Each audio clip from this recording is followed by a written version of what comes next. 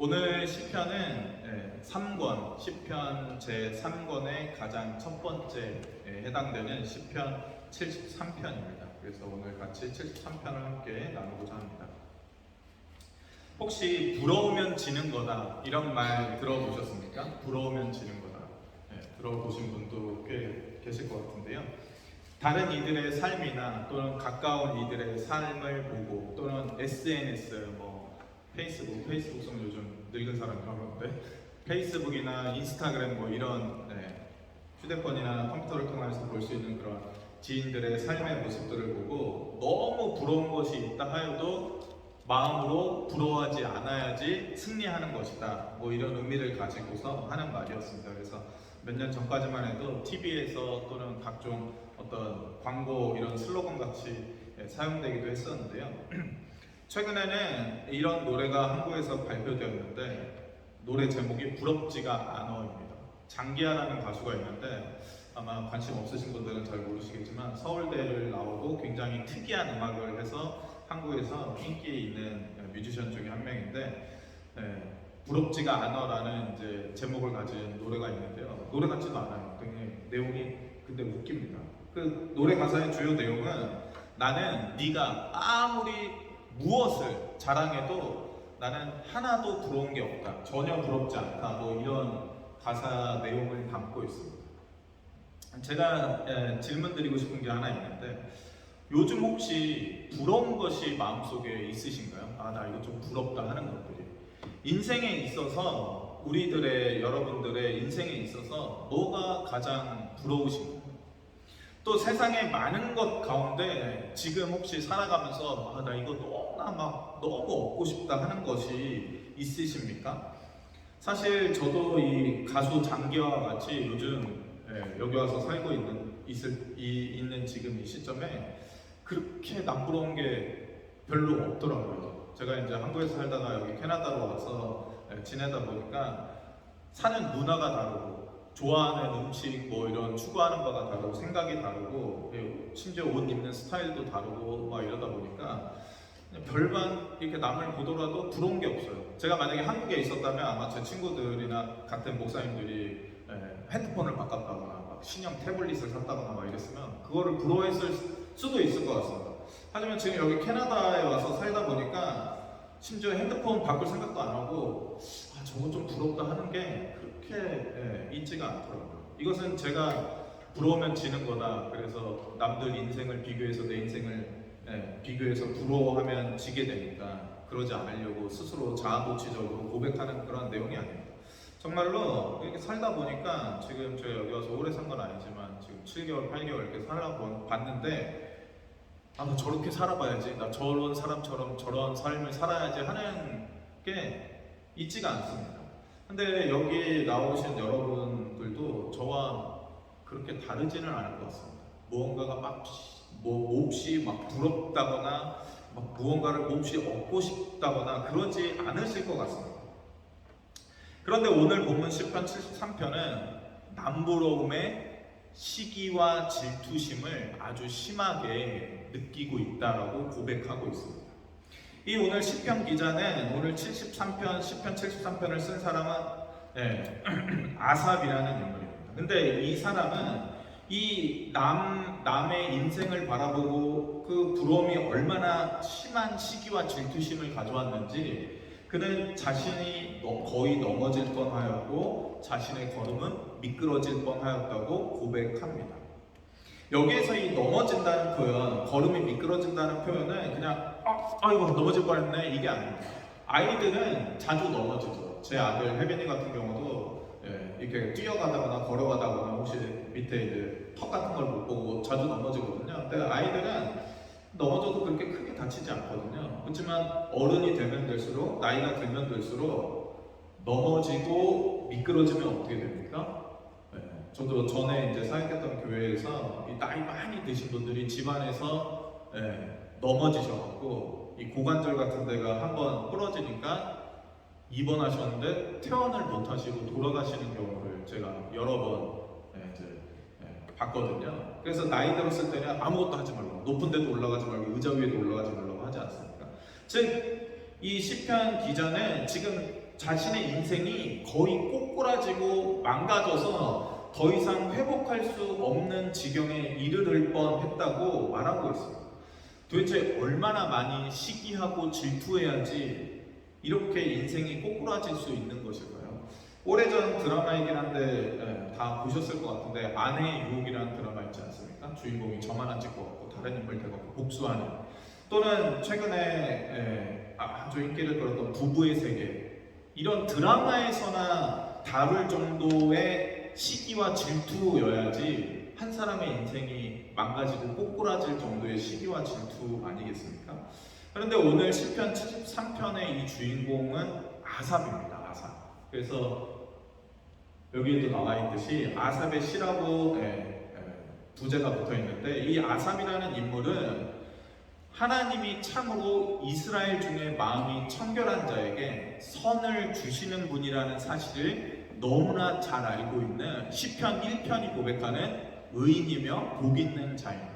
이 선이라는 것은 이때 당시 기독교 내에서뿐만 아니라 고대 근동에서 지혜, 선이라는 것은 그때 당시에 모든 사람들이 추구하고 얻기를 원하는, 마치 진시황이 원하는 불로초 같은 그 인생의 모든 가치를 지닌 가장 좋은 것을 지혜와 선이라고 얘기하거든요. 그래서 궁극적으로 모든 인생이 마땅히 도달해야 될 그곳이 지혜와 선인데, 즉 하나님께서는 다른 누구도 아니라 택한 백성 중에 마음이 정결한 자에게 가장 좋은 것을 주는 분이라는 사실을 너무나 잘 알고 있는 인물이었습니다. 또한 이 아삽이라는 인물은 심한 시기와 질투 때문에 자신의 인생이 꼬꾸라질 정도로 그렇게 형편없는 사람이 아닙니다. 아삽은 다윗 시대 때 하나님 한 분만으로 나는 모든 것이 만족스럽습니다 라고 고백한 찬양의 리더 중의 리더였습니다. 그래서 다윗 왕이 그를 뽑아서 예배 찬양팀의 리더로 세웠죠. 그는 또한 이스라엘의 우두머리였습니다.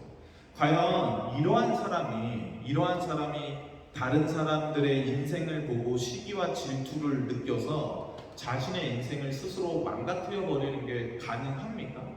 이런 일들은 미성숙한 사람들에게나 일어나는 것이죠. 간혹 어린아이들이 남의 다른 아이들의 장난감이나 좋아 보이는 것들을 시기하고 질투해서 탐해서 훔치거나, 또는 사춘기의 청소년들이, 또는 간혹 가다가 방황하는 청년 시절에 남들은 다 잘 되는데 나는 이게 뭐지 하고 다른 사람의 인생을 시기하거나 질투할 수는 있습니다.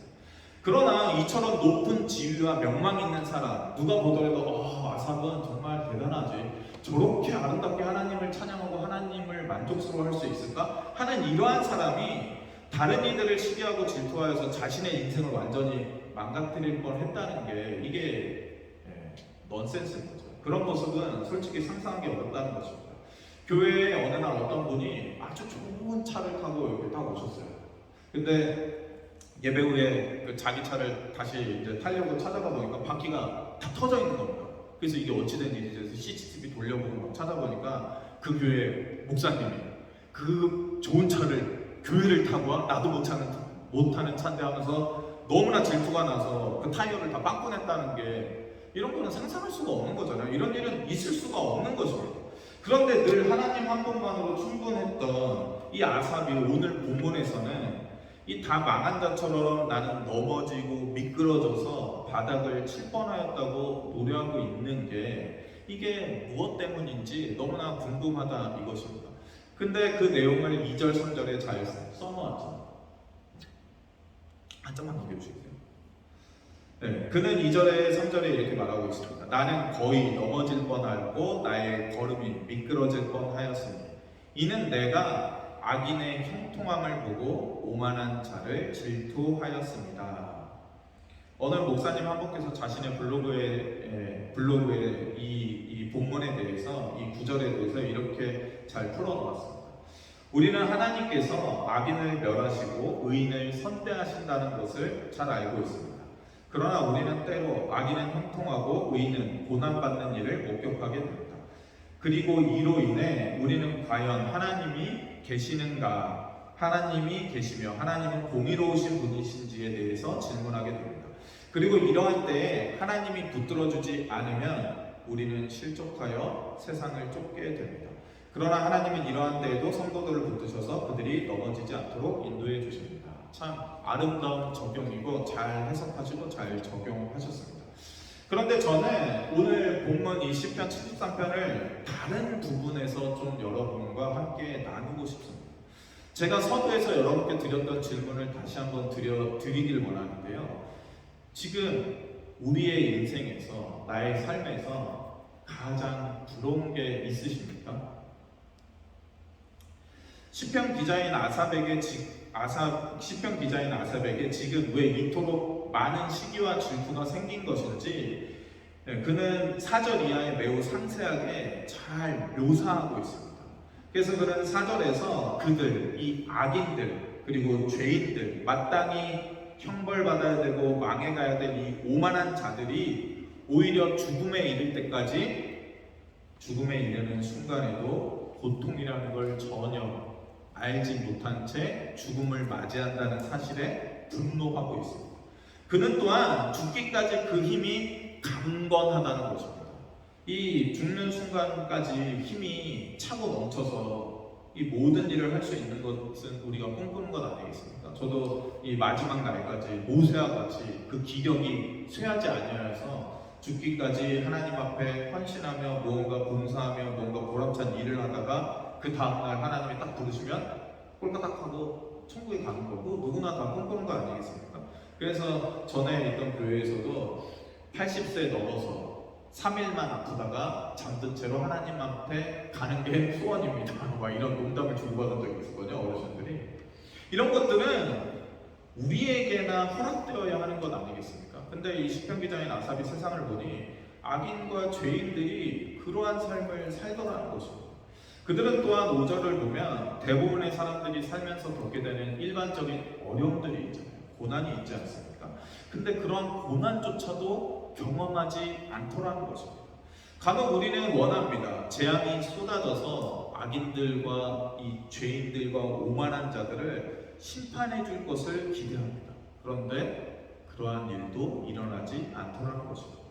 그래서 그들의 잘난 척은 더더욱 하늘을 찌르게 되는 것이죠. 심지어 그들은 그들이 기대하는 것 이상의 더 많은 소득을 얻게 된다고 말하고 있습니다. 이게 잘 안 넘어가네요. 죄송합니다. 한 장만 넘겨주시겠어요? 한 장만. 네. 그래서 그들은 자기가 계획하고 생각한 것보다 더 많은 소득을, 기대 이상의 소득을 얻는 그러한 모습을 시편 기자는 보고 있다는 거죠. 그러니 상황이 계속해서 이렇게 흘러가니 그들은 마침내 지존자에게까지도, 창조주이신 하나님에게까지도, 신에게까지도 함부로 말할 수 있는 그러한 존재가 되었다는 것입니다. 하나님이 어디 계시냐? 지존자가 우리를 지켜보기나 하냐? 그는 무언가 할 수 있기나 하냐? 내가 그보다 더 높다. 아무도 나를 해할 수 없다. 이렇게 콧방귀를 끼며 창조주 하나님을 모욕하기까지 한다는 것입니다. 그런데 이 4절부터 11절까지 이 본문을 보시고 또 제가 설명을 해드렸는데 막 마음속에 이러면 안 되지. 막 끌어오르는 뭔가 이 분노, 이 의롭지 못한 세상에 대한 이 뭔가 이 표출할 수 없는 막 뜨거운 막 감정 같은 게 막 샘솟으십니까? 아니요, 별로 그러지 않으시죠? 표정을 보니까 평안하시잖아요. 근데 아삽은 이러한 사실에 너무 열이 받아갖고 13절과 16절에 이렇게 말합니다. 인생이, 세상이 이런데 내가 내 마음을 깨끗게 한들, 내가 내 손을 매일같이 씻어서 죄에서 내 손을 매일같이 씻는 행위를 유대인들이 했는데 씻고 모든 죄에서 내가 참으로 무죄합니다. 나는 아무런 죄를 짓지 않고 하나님 앞에 성결하게 살아가겠습니다. 고백하는 이 모든 게, 우리가 지금 이 예배당에 나와서 참회의 기도를 드리며 하나님 앞에 우리의 죄악을 가슴 아프게 고백하며 용서해달라고 빌었던 이 모든 것들이 아무것도 아니구나, 헛되구나, 무익하구나 라고 그렇게 고백합니다. 그리고 16절에 내가 어쩌면 이를 알까 하여 생각한즉 그것이 내게 심한 고통이 되어 나를 찌르는도다, 이렇게 고백하고 있습니다. 그는 이러한 모습, 세상의 이러한 모습을 보며 한탄하며 지금도 고통 가운데 신음하고 있다고 노래하고 있습니다. 심지어 그는 그가 잘 지켜왔던 신앙생활조차도 아니 내가 신앙을 열심히 지키면 뭐해, 세상은 이렇게 돌아가는데, 세상의 꼴이 이런데 내가 열심히 하나님을 믿으면 뭐해? 라면서 자기의 신앙생활마저도 후회할 지경에 이르렀다고 그렇게 고백합니다. 그런데 제가 이 본문을 설교를 준비하면서 여러 번 읽고 묵상하면서, 그리고 또 제가 지금 여러분 앞에 이 본문을 설명하면서도 우리는 이런 감흥이 그다지 우리 안에 없습니다. 솔직히 이 본문을 듣고 이 본문을 통하여서 세상에 그런 일들이 있다는 것을 우리가 알잖아요. 모르지 않잖아요. 알면서도 솔직히 이렇게 끌어오르는 그런 감정은 그렇게 크지 않습니다. 저만 그런 것이겠습니까? 근데 왜 그럴까요? 우리가 아삽만큼 의롭지 않기 때문에, 우리의 찬양이 아삽에게 미치지 못하기 때문에 그런 것입니까? 아닙니다. 그렇다면 무엇이 이런 차이를 만든 것일까요? 그거에 대해서 여러분과 같이 나누기를 원합니다. 우리는 기독교 신앙을 받아들였을 때, 우리의 조상들, 우리의 신앙의 선배들이 기독교 신앙을 전수받았을 때 그때 시대 상황과 그때 이 문화를 먼저 이해해야 됩니다. 맨 처음에 기독교가 한국 땅에 들어왔을 때 한국은 유교 문화권이었습니다. 그리고 많은 사람들이 불교를 믿고 따르고 있었죠. 그리고 한국은 그때 선비가 그 시대에 가치 있는 존재로 여겨졌던 시대였습니다. 유교 문화권이며 선비를 우대하며 존경하는 그런 시대. 그리고 불교와 이 샤머니즘이 같이 짬뽕된 그러한 복잡한 시대 가운데 외국의 선교사들이 자신의 모든 것을 포기하고 어떻게 합니까? 중국에 선교 갔다가 한국이라는 땅을 전도해야 되겠다고 해서 이 땅에 오죠. 그때 우리는 복음을 받아들일 때 그 모든 것이 짬뽕되어서 기독교인들, 하나님을 믿는 자들은 욕심을 부리면 안 되고 무언가 욕망하면 안 되는 존재로 그렇게 받아들여졌습니다. 선비가 뭡니까? 열심히 공부해서 출세해야지가 선비가 아니지 않습니까? 선비는 뭐예요? 자신이 얻게 된 지위와 신분과 지식을 이용해서 세상을 이롭게 하고 나라를 잘 다스릴 수 있도록 왕을 돕고, 그리고 백성들이 평안하도록 자신의 모든 것을 사용하는 게 진짜 선비거든요. 그런 선비의 정신과 불교에서 추구하는 가치 중에 하나가 뭡니까? 무소유입니다. 무소유? 아무것도 소유하지 말고 세상에 미련을 두지 말고 세상과 벗어나서 오직 자신만의 돈을 추구해서 스스로 부처가 되어야 된다고. 그럼 모든 것이 짬뽕되고 또 모든 것을 포기해서 이 땅에 와서 복음을 전하는 그 선교사님들의 삶을 보고서 기독교인이 되는 건 저렇게 살아야 되는 거구나, 그렇게 받아들였죠. 그래서 어떻게 합니까? 욕심 부리지 않아야 되고 가난한 삶을 살아야 되고 뭔가 좋은 거를 갖는 것은 나쁜 것이라는 그런 은연중에 무의식 안에 우리 안에 이 스며든 그러한 이 가르침이 우리에게 있었습니다. 그래서 어떻게 해요? 뭔가를 욕심내면 그거는 나쁜 기독교인이라는 그러한 편견이 우리 모르게 우리 안에 자리 잡고 있었죠. 그렇기 때문에 우리는 욕심을 내서는 안 되며 무언가를 추구해서는 안 된다고 그렇게 배워왔습니다. 한편으로는 맞지만 한편으로는 틀리죠. 맹장이 있지 않습니까? 여러분에게 맹장? 근데 이 맹장이 인체에 아무런 기능을 하지 않고 쓸모없는 것이다 라고 의학적으로 많은 의사들이 그렇게 얘기하죠. 그래서 하나님을 믿지 않고 진화론을 추구하는 의사들은 이 진화의 끄트머리에 남아있는 것이지 이게 인간에게 전혀 필요가 없다 이렇게 말합니다. 맹장이 없어도 된다 이렇게 얘기합니다. 그래서 우리가 맹장이 없어도 된다는 걸 안다 하더라도 우리 아이가 태어났을 때 배를 갈라서 그 맹장을 제거해 버립니까? 아니잖아요. 절대 그렇지 않습니다. 즉 우리가 가져야 될 욕망이라는 것은 제거해야 될 대상이 아니라는 것입니다. 우리가 가져야 될 욕망, 인간이라면 누구나 본성적으로 갖게 되는 욕망은 갖지 마. 욕망 따윈 다 제거해버려. 무소유가 최고야. 우리는 불교처럼 그렇게 가르치지 않습니다. 뭐라고 말합니까? 네가 갖는 그 욕망이 하나님을 향해 있어야 한다고 말하고 있는 거죠. 즉 우리는 아무것도 부럽지 않은 무소유와 무시기와 무질투의 삶을 살아야 되는 그런 존재가 아니라 하나님께서 우리에게 약속하신 모든 것을 반드시 나는 받아야 되겠다는 강렬한 욕망을 지닌 그러한 그리스도인이 되어야 한다는 것입니다. 1절에 아삽은 뭐라고 노래했습니까? 하나님은 참으로 하나님의 백성들에게 세상에서 가장 좋은 것을 주시는 분임을 내가 압니다라고 1절에 먼저 노래하고 있는 이유가 거기에 있습니다. 우리가 하나님을 향해서 아무런 소망이 없을 때, 아무런 열망이 없을 때, 하나님은 넘치도록 주시는 분은 아니잖아요. 딱 필요할 때, 딱 필요한 것만 주시는 분 아닌가요? 하나님은 우리를 막 풍요하게 만들려고 하지 않으시는 분 아닌가요? 하나님은 우리가 죽어서나 천국에 가야지만 좋은 곳으로 우리를 채워주시려고 하는 분 아닙니까? 그렇게 생각할 때 우리는 당연히 아무것도 질투하거나 시기하지 않죠. 우리는 아무런 소망과 열망과 욕심이 없는 채로 이 땅을 너무나 재미없게 살아갈 것입니다. 하지만 우리는 알아야 되죠. 하나님은 예나 지금이나 동일하십니다. 하나님은 수천 년 전 아브라함에게나 지금 우리에게나 동일하게 이 땅 가운데서 가장 좋은 것을 주실 수 있는 분입니다. 바로 그러한 욕망으로 우리의 신앙생활이 가득 차 있어야 하는 것입니다. 이만큼 꼭대기까지.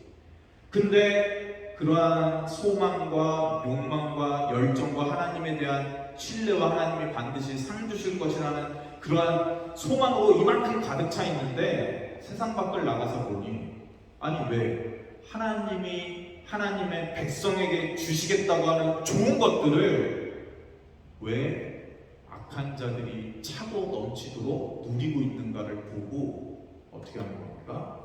마음에 심한 시기와 질투가 일어나는 것입니다.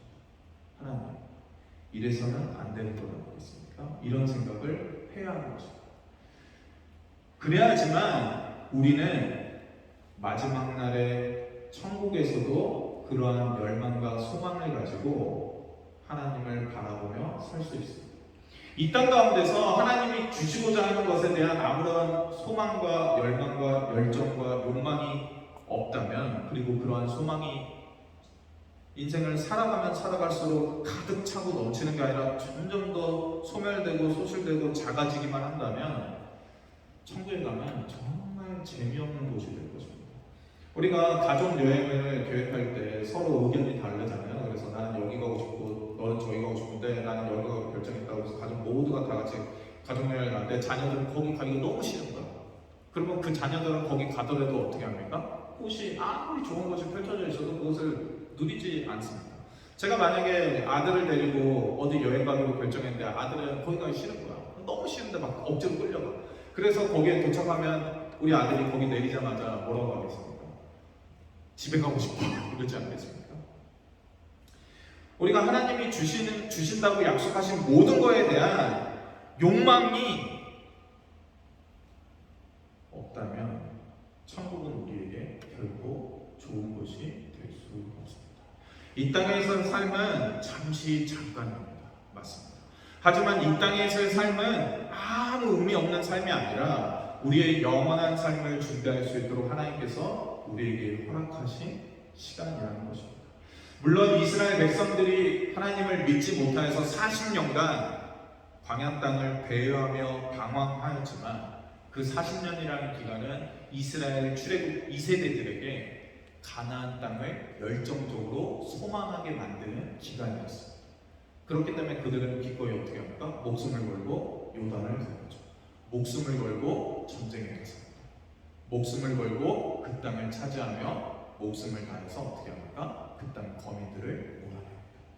바로 이러한 욕망들이 우리의 참 욕망으로 우리 마음 깊은 곳에 자리 잡기를 원하는 것입니다.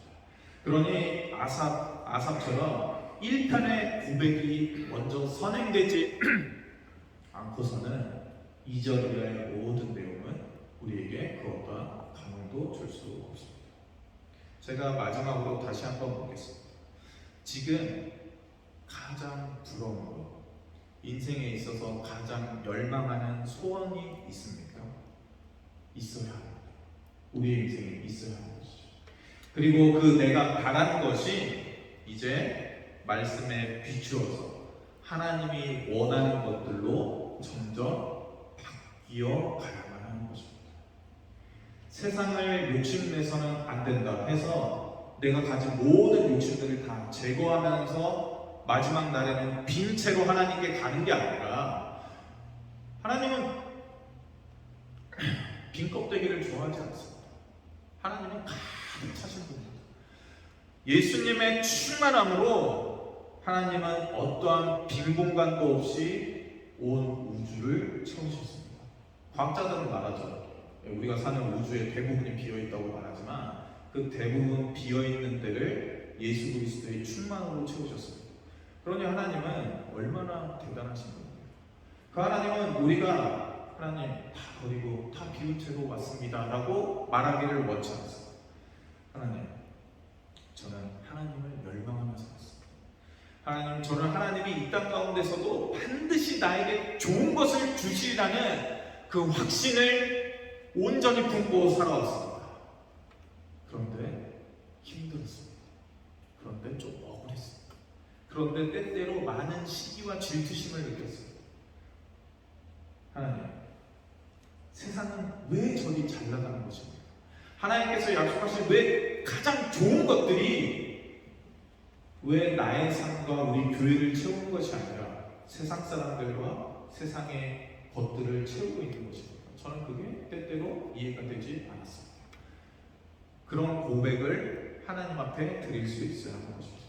그럴 때, 그때만이 마침내 이 아삽과 같이 15절, 13절 이후에 고백을 우리가 할 수 있게 됩니다. 15절 이후에 고백을 할 수 있게 됩니다.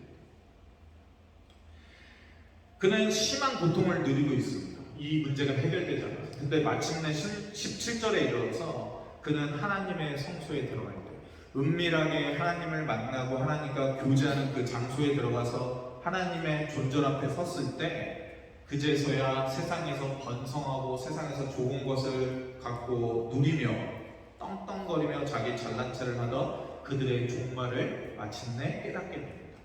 하나님께서는 참으로 그들을 깊은 수렁과 멸망 가운데 미끄러지게 놔두셨다는 것입니다. 그들이 미끄러지는지도 모르지.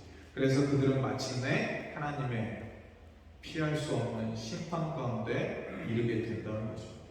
그러나 나만큼은, 이렇게 고난받고 괴로워하는 나만큼은 계속해서 하나님이 붙들고 계시며 나와 함께하고 계시며 하나님의 말씀으로 나를 인도하시며 마침내는 영광으로 나를 채우시는구나를 이 성소에 들어갔을 때 깨달았다는 것입니다. 바로 이러한 깨달음에 우리가 이르기를 원하는 것입니다. 바로 이 자리에서, 예배의 자리에서. 특별히 73편은 시편이잖아요. 찬양입니다. 그래서 매번 반복해서 불려진 노래인데 사실 이 가사 내용을 보면 이걸 노래로 부를 수 있을까 이런 생각이 들 정도의 가사 내용인데 이게 반복되었다는 사실을 우리가 한 번 더 기억하기 바랍니다. 하나님께서는 이 시편 기자인 아삽은 한번 이걸 깨달았다고 해서 모든 문제가 해결되지 않는다는 걸 알고 있습니다. 왜 그렇습니까? 우리가 오늘 여기서 무릎을 치면서 그렇지, 세상이 저렇게 잘 나가도 곧 멸망할 거야 깨닫고 은혜 얻고 저 문 밖을 나간다 하더라도 세상은 하나 변한 것 없이 그대로 옵니다. 그렇지 않습니까? 우리가 저 문 밖을 나갔을 때 갑자기 하늘 유황이 떨어져서 모든 악한 이들이 순식간에 멸망하는 심판을 본다면 우리는 다시 이 찬양을 부를 필요도 없죠. 가슴 아파할 필요도 없습니다. 하지만 문 밖을 나가면 여전히 우리의 삶 가운데 일터에서 우리가 마주하는 세상 가운데서 계속해서 이 일들은 반복해서 일어납니다. 그렇기 때문에 때마다 다시 이 찬양을 통해서 다시 한번 그들의 마지막을 되새기며 하나님께서 우리에게 주신 소망이 어떠한 것인지를 다시금 부릴 듯 우리에게 부릴 듯 일으켜 달라고 소망하며 기도해야 하는 것입니다. 우리는 세상을 바라볼 때 세상이 제시하는 좋아 보이는 것들이 하나님이 주실 수 있는 좋은 것들을 대체하지 않도록 우리의 마음을 오늘도 단단히 해야 될 것입니다. 우리가 가장 사랑하는 구주 예수 그리스도께서 그 구주 예수 그리스도의 그 영광스러운 그 자리가 세상에서 벌어들이는 돈으로 점점 대체되어 가는 이 일들에 우리는 시기하며 또한 분노할 줄 알아야 하는 거죠. 세상에 밝아 보이는 무수한 빛들이 찬빛을 몰아내고 그 자리를 대신하고 있을 때 우리는 아삭과 같은 괴로움과 아픔을 누려야 하는 거죠. 가장 좋은 것을 주실 수 있는 하나님을 소망하는 자만이 이러한 일에 함께 동참할 수 있습니다.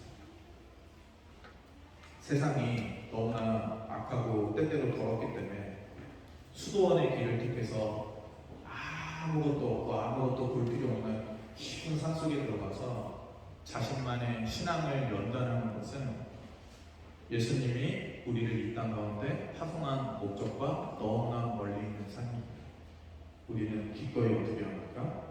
그 혼돈과 혼란과 가장 어두운 그 자리에 이러한 믿음을 갖고 뛰어들 준비가 되어야 하는 것입니다. 때때로 힘들고 아프겠죠. 하지만 그 힘들고 아픔, 낭만과 낙심과 좌절과 넘어짐과 미끄러움이 결코 우리를 망가뜨리지 못할 것입니다. 오히려 우리로 하여금 하나님이 주실 수 있는 모든 것들에 대한 선한 것들에 대한 소망을 더욱더 부여잡게 만들 것입니다. 오늘 말씀